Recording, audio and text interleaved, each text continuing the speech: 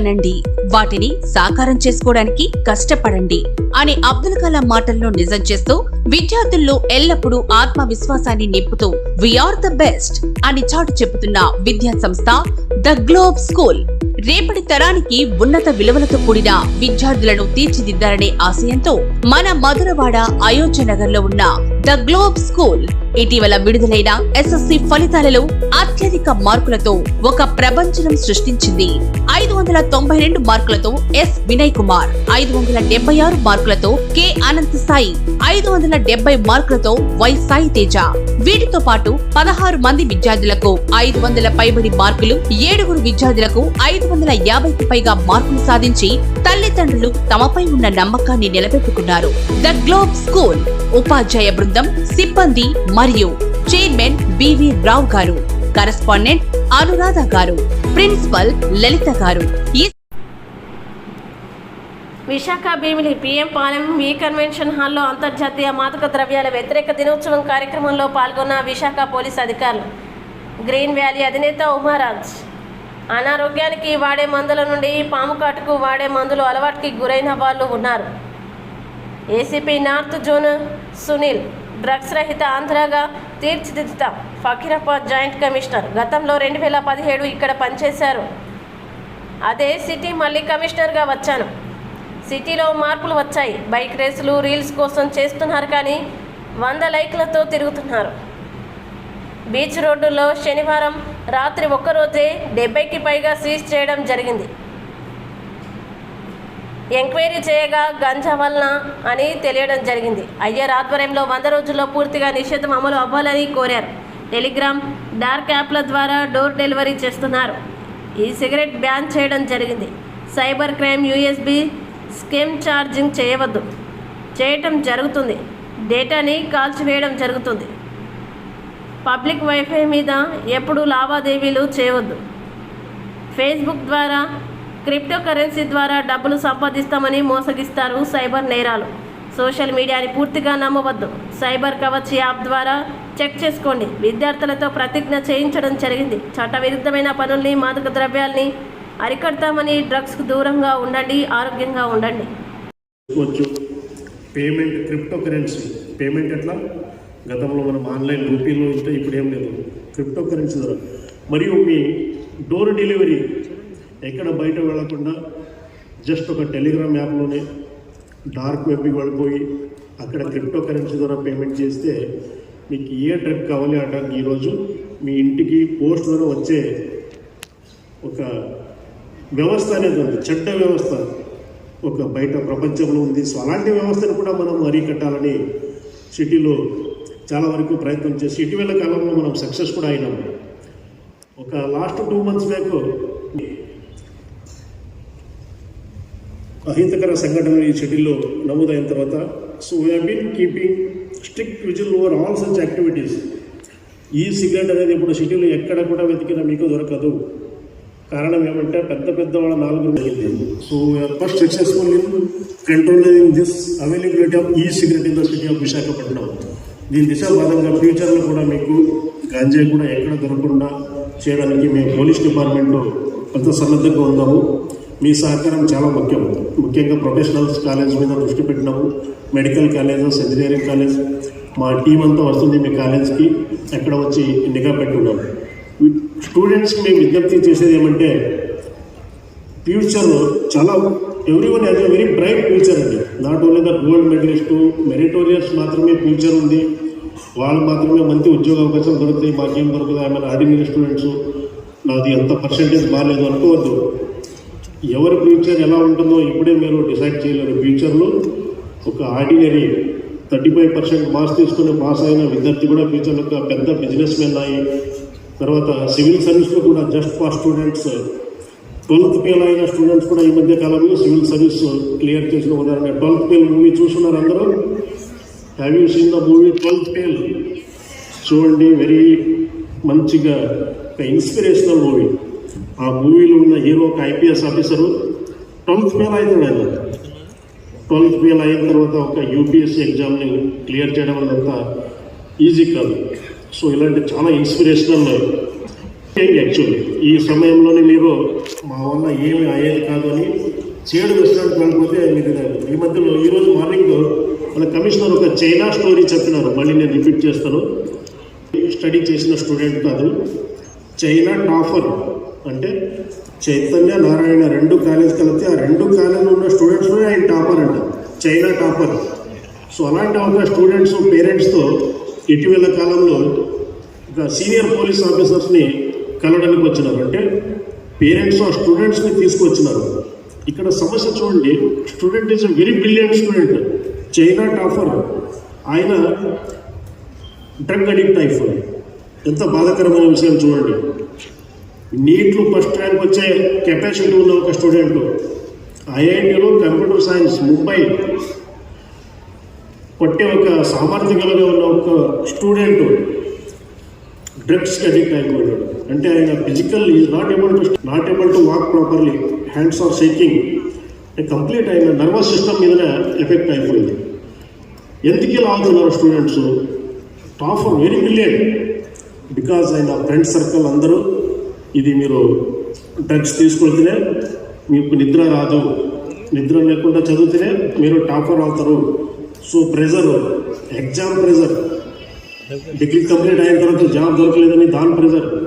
So ఎప్పుడు మీరు మానసిక ప్రెజర్కి బలి అయిపోయి ఇలాంటి ఒక చేడు వ్యసనానికి వెళ్ళిపోతారో, once simply get into the system, it's very difficult to come out of that. So అలాంటి కోర్స్ కూడా మనము డీ అడిక్షన్ సెంటర్స్ కూడా ఇక్కడ ఓపెన్ చేయడం జరిగింది. My sincere request to all of you my dear friends, don't go towards that side, come towards our side. మంచిగా చదవండి, civil service exam అలాంటి ఎగ్జామ్స్ని అటెండ్ అవ్వండి, ఫ్యూచర్ వెరీ బ్రైట్. UNODC ఇవన్నీ మాట్లాడుకునే ముందు first I mean giving my introduction. నా పేరు ఉమా రాజ్. నేను రాజ్ ఉందని చెప్పేసి పంజాబీ కాదు, ప్యూర్ తెలుగు. అట్లానే చాలా సంవత్సరాలు, నాకు 17 సంవత్సరాలు వచ్చినప్పటి నుంచి కూడా నేను కల్కట్టా, బాంబే, గుజరాత్, అట్లానే మళ్ళీ కల్కట్టా అండ్ దెన్ వైజాగ్ రావడం జరిగింది. అట్లాంటప్పుడు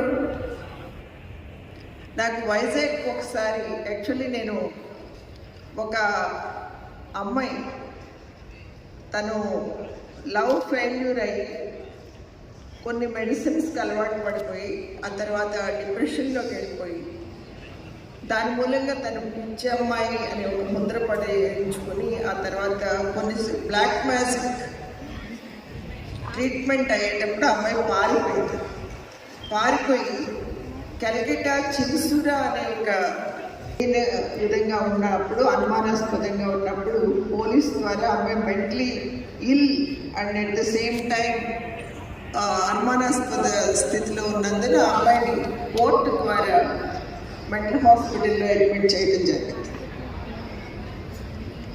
అయితే ఆ అమ్మాయి ట్రీట్మెంట్ అయింది కానీ ఇంట్లో నుంచి ఎవరు రాలేదు. ఎందుకంటే ఆ అమ్మాయి నిస్సహాయ స్థితిలో ఉన్నప్పుడు మనం రక్షించడం జరిగింది. ఆ విషయానికి మన ఆంధ్ర పోలీస్ నుంచి నాకు 2004 జనవరి 26 రిపబ్లిక్ డే ఫంక్షన్లో అవుట్ స్టాండింగ్ ఆంధ్ర పోలీస్ ఆహ్వానం మీద నేను వచ్చాను. అదే టైంలో వైజాగ్ చూడడం జరిగింది. వైజాగ్ ఇంత అందమైన ప్లేస్, మన తొట్టెలకొండ పైన ఉన్నప్పుడు నా మనసులో వచ్చింది నేను కల్కట్టాలో ఏం చేస్తున్నాను, ఇంత అందమైన ప్లేస్లో మనం మైండ్స్కి ట్రీట్మెంట్ చేసేటప్పుడు, వాళ్ళ ఫ్యామిలీ మెంబర్స్కి కూడా ట్రీట్మెంట్ చేసేటప్పుడు మనం ఇట్లాంటి ప్లేస్లో ఉంటే అంబియన్సెస్ కూడా మనకి పనికి వస్తుంది, వర్క్ చేస్తుంది అనే ఉద్దేశంతో ఇక్కడ నేను ఈ రీహాబిలిటేషన్స్ స్టార్ట్ చేయాలని నిర్ణయం తీసుకుని చాలామంది మినిస్టర్స్ని, ఆ తర్వాత ప్రిన్సిపల్ సెక్రటరీస్ని, ఆ తర్వాత మన హెల్త్ సెక్రటరీస్ని కలిసిన మీదట ఈ ప్లేస్ వైజాగ్ సెలెక్ట్ చేసుకోవడం జరిగింది. సెలెక్ట్ అయ్యాడు. బాగా కష్టపడి చదివించాను సార్, లక్షలు ఫీజులు కట్టాను. మా అబ్బాయికి 15 లక్షల శాలరీ సంవత్సరం కంటే నెలకి ₹1,00,000 పైన వస్తుంది, మేమంతా కూడా మా ఫ్యామిలీ అంతా కూడా హ్యాపీగా ఉండొచ్చు అని చెప్పేసి మేము ఫీల్ అయ్యాం సార్. కానీ ఫ్రెండ్స్కి పార్టీ ఇస్తానని చెప్పేసి వచ్చేసి ఇలా చనిపోతాడని చెప్పేసి ఎక్స్పెక్ట్ చేయలేదు సార్ అని చెప్పేసి అడుగుతూ ఉంటుంటే తెలియదు, నాకు కూడా ఏడిపోతుంది. పేరెంట్స్ ఎంతో కష్టపడి చదివి మిమ్మల్ని ఎంసెట్ రాసేటప్పుడు మీతో పాటు వచ్చి ఎగ్జామ్ సెంటర్ దగ్గర మీరు ఎగ్జామ్ రాస్తూ ఉంటుంటే గంటలు బయట రోడ్ల మీద కూర్చొని మీ కౌన్సిలింగ్లకు వచ్చి రోజంతా రోడ్ల మీద కూర్చొని మిమ్మల్ని కాలేజీలో జాయిన్ చేసిన తర్వాత మీరంతా కూడా ఇంజనీరింగ్ జాయిన్ అయిన ఫస్ట్ ఇయర్లోనే, మెడికల్లో జాయిన్ అయిన ఫస్ట్ ఇయర్లోనే అందరూ కూడా ఇంకా వాళ్ళు డాక్టర్లు అయిపోయారు, నా కొడుకులు ఇంజనీర్లు అయిపోయారు అని చెప్పేసి చాలా సంతోషపడతారు.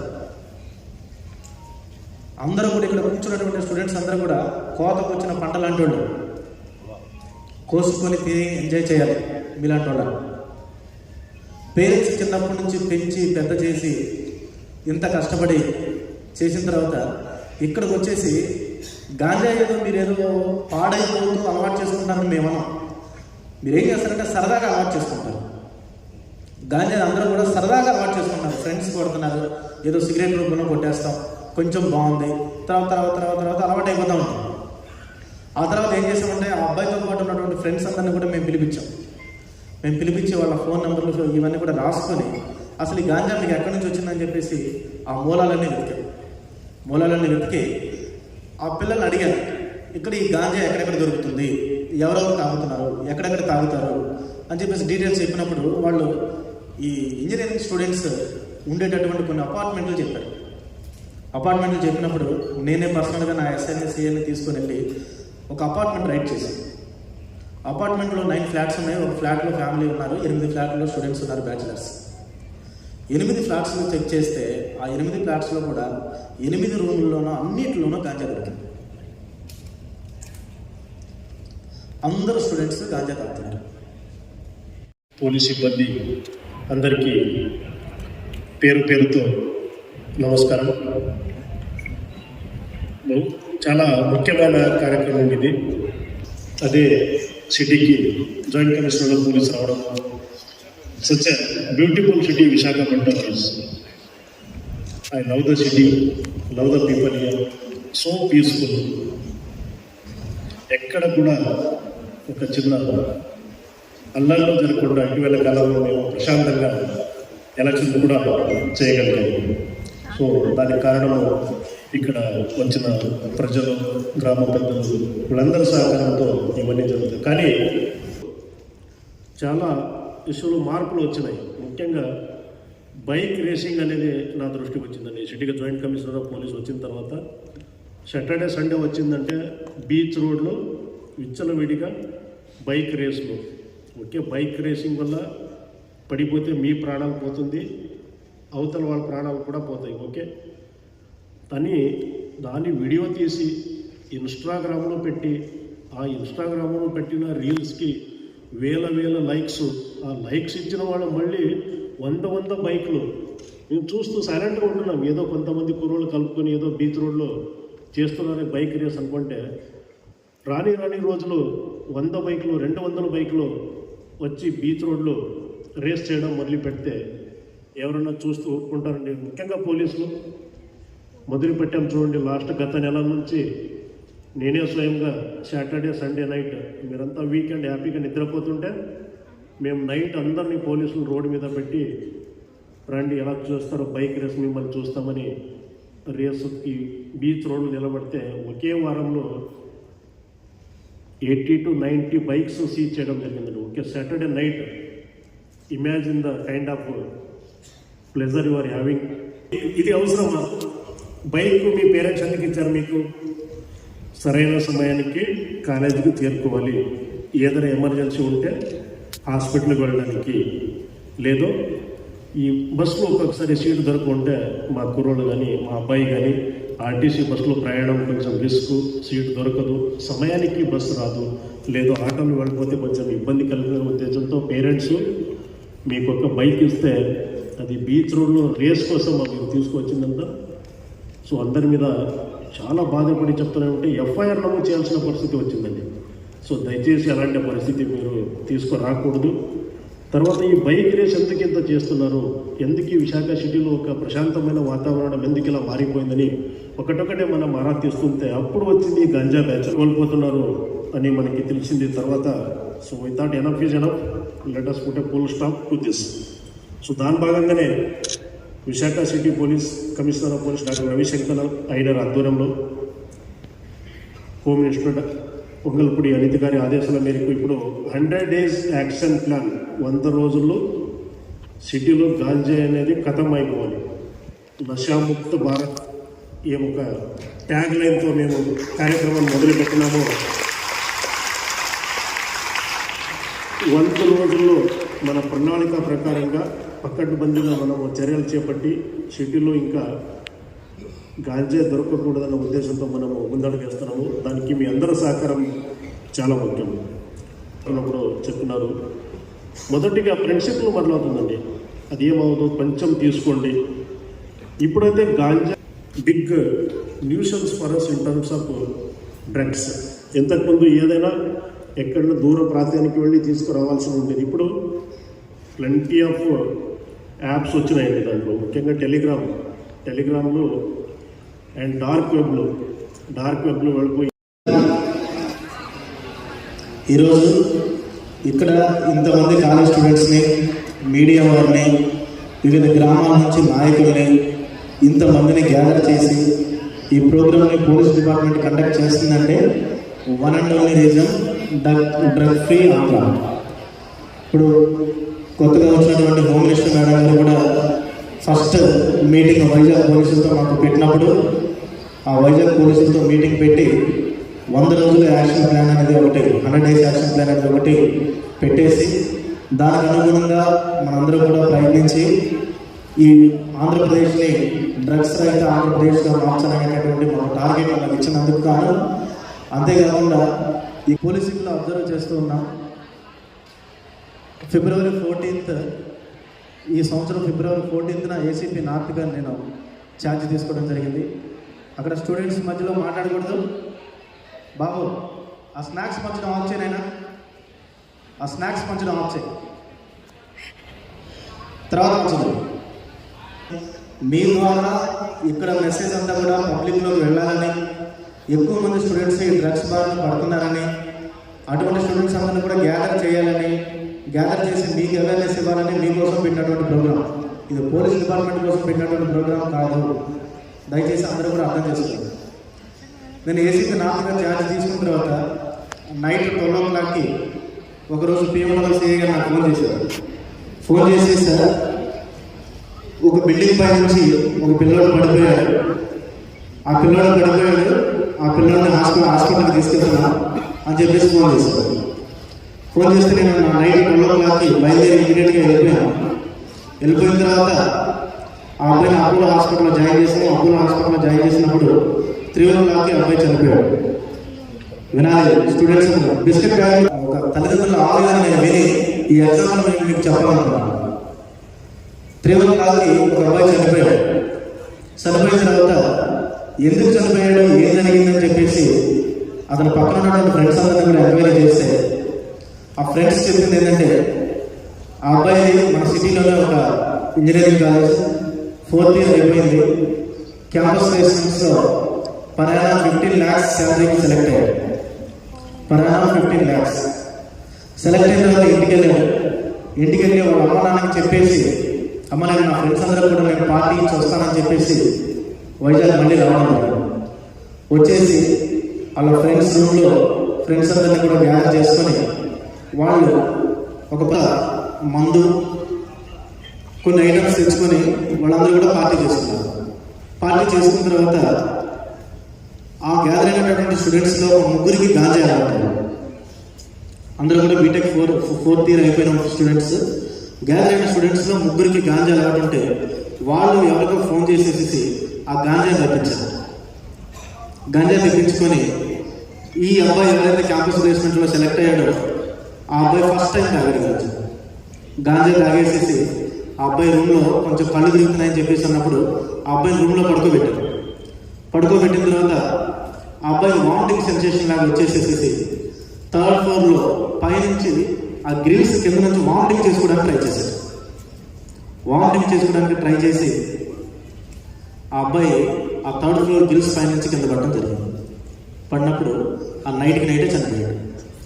ఇప్పుడు చనిపోయిన తర్వాత ఆ స్టోరీ అంతా చెప్పిన తర్వాత ఇప్పుడు మేము ఆ పేరెంట్స్కి ఇన్ఫామ్ చేయాలి. ఏమని, అమ్మ మీ అబ్బాయి చనిపోయాడు, మీరు రండి అని.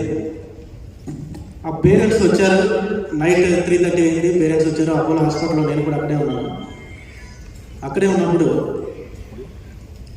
వాళ్ళ అమ్మ ఒక మాట అడిగింది, సార్